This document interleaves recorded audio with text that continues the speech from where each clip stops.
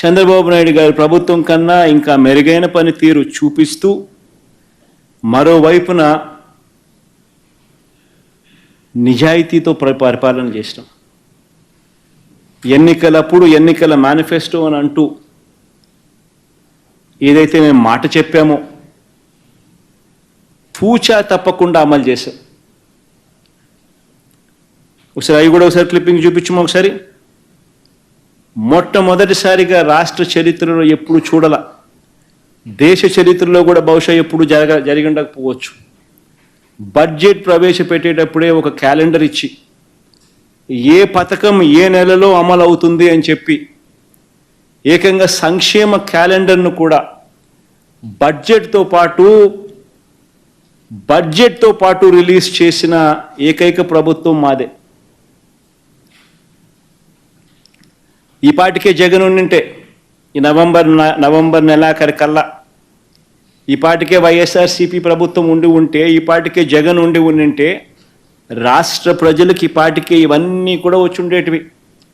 April నెలలో జగనన్న వసతి దీవెన, వైఎస్ఆర్ వడ్డీ లేని రుణాలు స్వయం సహాయక సంఘాలకు, మే మాసంలో జగనన్న విద్యా దీవెన, వైఎస్ఆర్ ఉచిత పంటల బీమా, వైఎస్ఆర్ రైతు భరోసా, వైఎస్ఆర్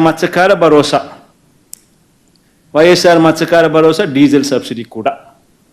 జూన్ మాసంలో బడులు తెరిచిన వెంటనే జగనన్న అమ్మఒడి, జూలై మాసంలో జగనన్న విద్యా కానుక, వైఎస్ఆర్ వాహన మిత్ర, వైఎస్ఆర్ కాపు నేస్తం, జగనన్న తోడు చిరు వ్యాపారులకు, ప్లస్ మిగిలిపోయిన లబ్ధిదారులకు ఆ 6 నెలల్లో ఎవరైనా కూడా మిగిలిపోయిన లబ్ధిదారులు ఎవరైనా ఉంటే వాళ్ళకు కూడా మళ్ళీ అప్లికేషన్ పెట్టి మళ్ళీ వాళ్ళకు కూడా సహాయం చేసే కార్యక్రమాలు.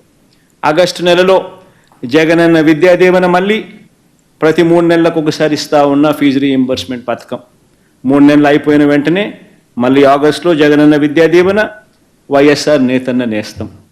సెప్టెంబర్ మాసంలో వైఎస్ఆర్ చేయూత, అక్టోబర్ మాసంలో మళ్ళీ వైఎస్ఆర్ రైతు భరోసా 2వ విడత, నవంబర్ మాసంలో జగనన్న విద్యా దీవెన, వైఎస్ఆర్ సున్నా వడ్డీ రుణాలు రైతులకు.